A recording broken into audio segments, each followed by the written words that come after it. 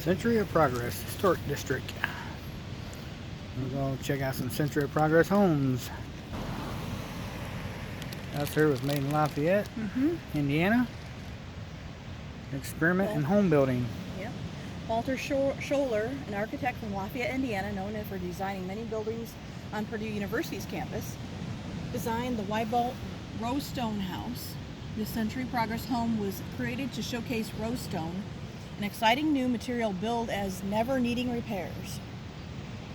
That's what the stone is made on the whole outside of the house. Yep. To never need repairs. Manufactured by Rostone Inc., also from Lafayette, Indiana. The material is composed of limestone, shale, and alkali. It showed such promise as a construction material that the company founder David Ross contracted to build a house for the Chicago World's Fair in 1933. Rostone could be produced in a variety of colors and forms, including slabs, panels, to exact dimensions. Rostone and the Indiana Bridge Company completed most of the design and fabrication work at a factory. The structure is comprised of steel beams and columns, with the exterior sheathed in precast Rostone panels. Preset bolts allow the panels to be attached to the steel frame. Wow, so the frame was built first and then they attached the panels to it. Weighing 120 to 130 tons. Holy cow, that's a heavy house. The Rostone house was the heaviest of the structures relocated from the fair site to Beverly Shores. Massive oak beams temporarily supported the concrete slab floors during the move, many of which are still in place in the basement. Wow. The Weibolt department stores of Chicago and Evanston furnished the home's interiors, and the effect of nearby industry, including steel mills and refineries, along with lake effect snows, rains, and quick changes in temperature, proved to be too much for Rostone. By 1950, environmental and industrial extremes caused it to severely deteriorate. The Rostone was then covered with permastone, a popular concrete stucco. Visitors can see the restored Rostone panels surrounding the front door in the interior entrance area and around the living room fireplace. The Rostone was restored using original blueprints discovered in the company's archives just before they were destroyed. In Lafayette, there is still a block of Rostone houses that have their original exteriors.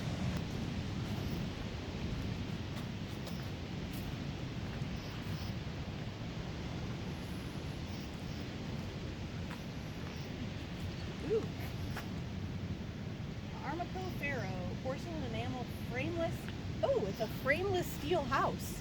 So cool. Outside of it is what is the structure that holds the whole thing up. The Armco Ferro house, designed by Robert Smith Jr. of Cleveland, Ohio, was an ode to the virtues of porcelain, enamel, and steel, expressed in the form of prefabricated home. Okay, it is the only remaining Century of Progress home that met the Exposition Design Committee's criteria in that could be mass-produced and was affordable for an American family of modest means. Manufactured for $4,500 by Insulated Steel Inc. for the American Rolling Mill Company, Armco, and the Ferro Enamel Corporation, this was the first house produced using frameless steel construction and an exterior sheathing of virtuous enamel. Oh, it's enamel. Wow. That's why it's so shiny. I guess.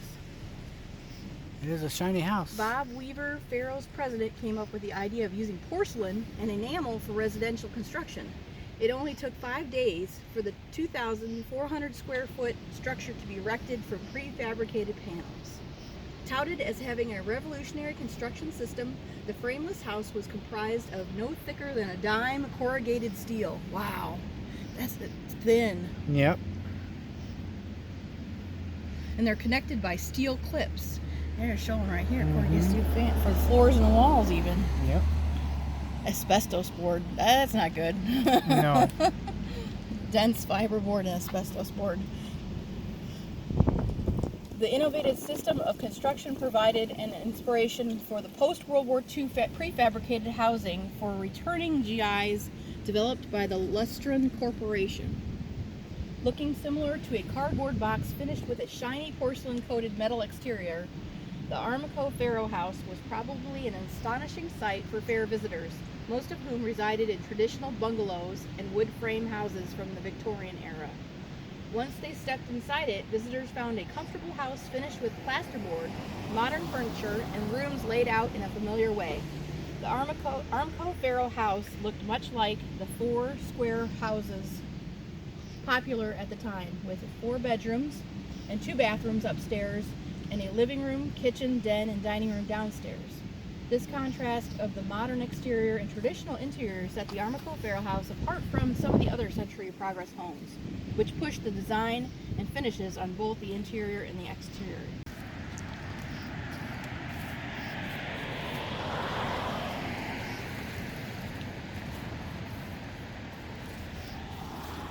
Yeah, look at that.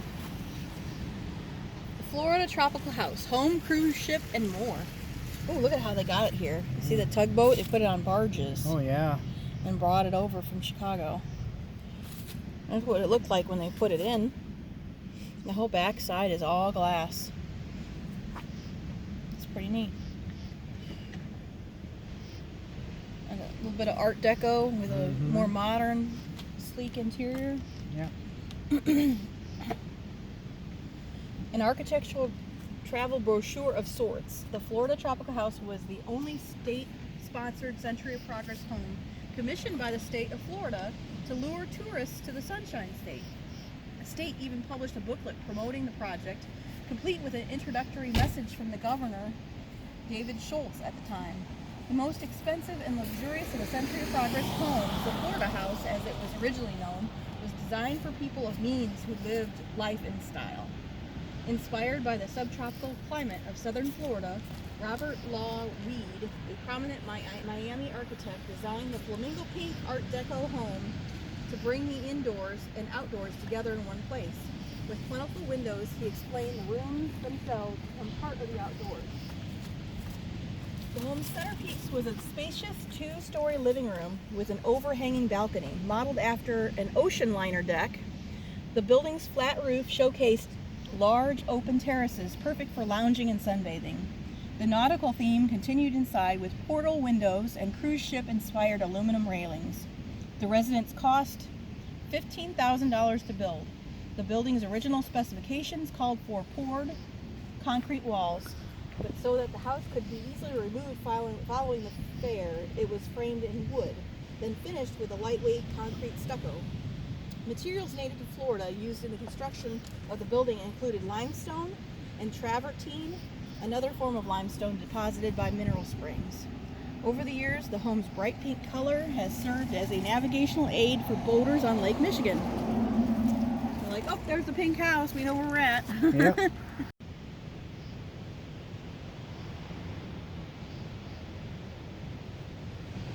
Very nice.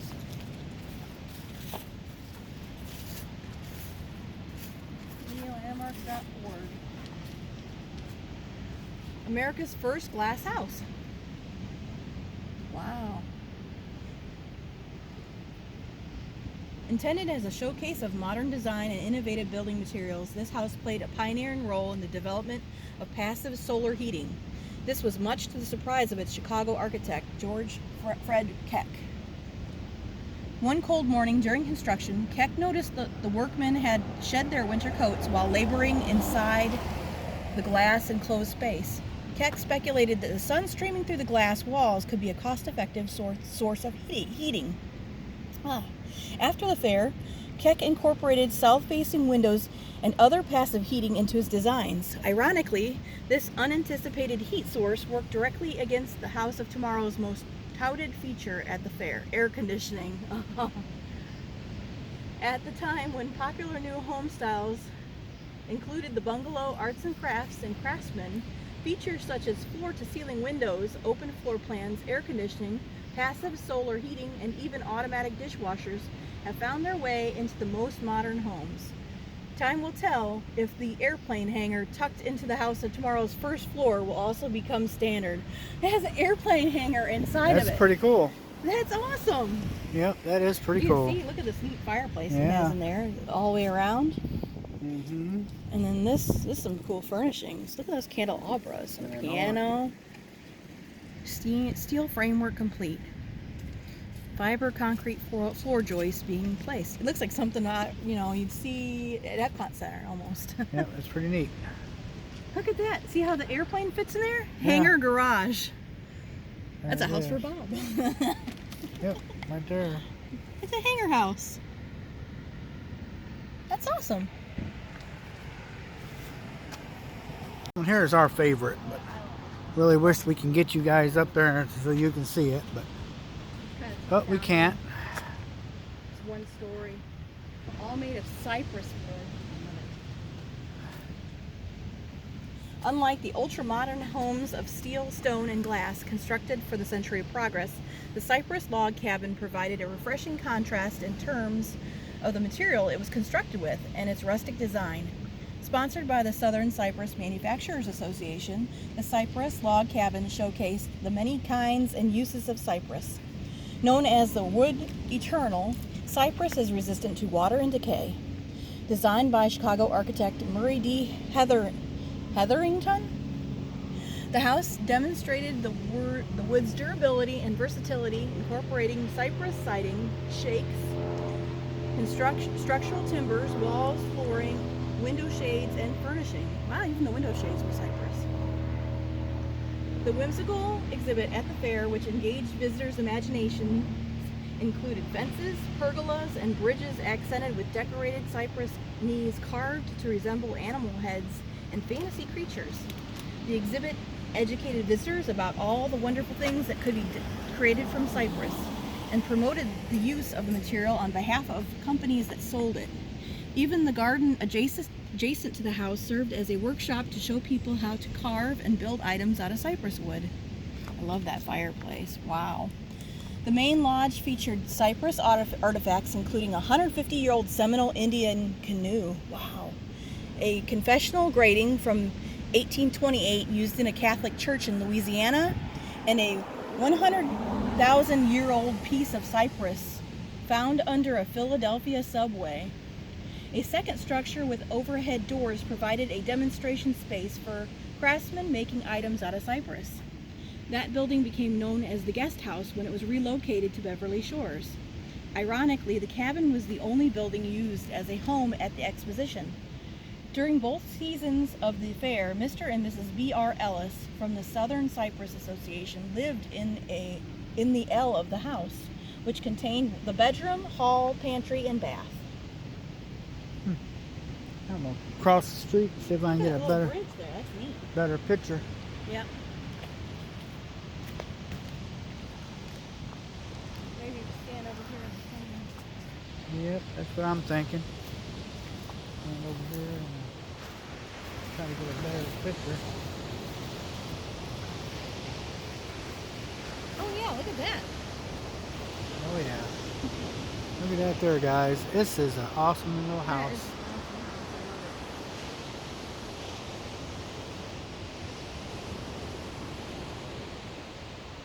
I like the little spot right there above the windows. Right there. Pretty cool.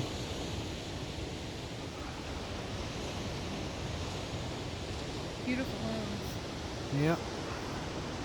This has got here. There's a layout of all the houses. Yeah. Oh, there's a house back in behind this one here. Yeah. That's See, pretty guys, neat. we are standing probably right in this area. Right here. Yeah. Right in this here. area. Real estate developer Robert Bartlett purchased 5 demonstration houses from the 1933 to 34 Chicago World's Fair. He moved 4 of the Century Progress homes by barge across Lake Michigan to Beverly Shores and 1 by truck. These houses demonstrated modern architectural design, experimental materials, and new technologies such as dishwashers and central air conditioning. Mr. Bartlett hoped that his 5 houses, the Cypress Log Cabin, House of Tomorrow, the Armco Ferro, Florida Tropical, and the Weibolt rostone houses would entice buyers to his new Beverly Shores resort community. Cool. And private individuals are subleasing the houses and are restoring them to their original condition through private funding. Please respect the properties by not trespassing. The park and its partners provide an annual tour for the public. See our website for more details at www.nps.gov/indu. All right, we're gonna go down here on the beach now, There's no seals here because there's no food here, and but natural food. get some video of the waves crashing and on the beach, and show you guys the back side of the Century of Progress homes that we can show you. If you like the video, give it a thumbs up, like, share, subscribe. You know what to do. And from here on out, Come check out the Indiana Dunes National Park. yeah, come check them out. Indiana Dunes National Park. From here on out, I'm just going to throw some music in here and I won't hear hope you guys enjoy. because it is noisy.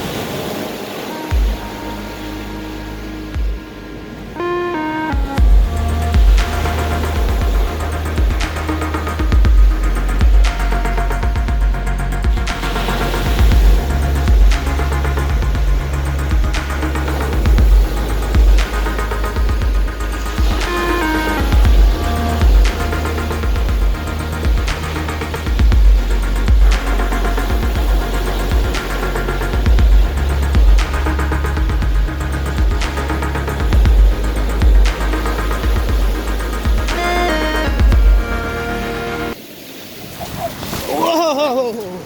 I just got soaked. That one really got me. Whoa! Wow, look at that. That just soaked me to the bone.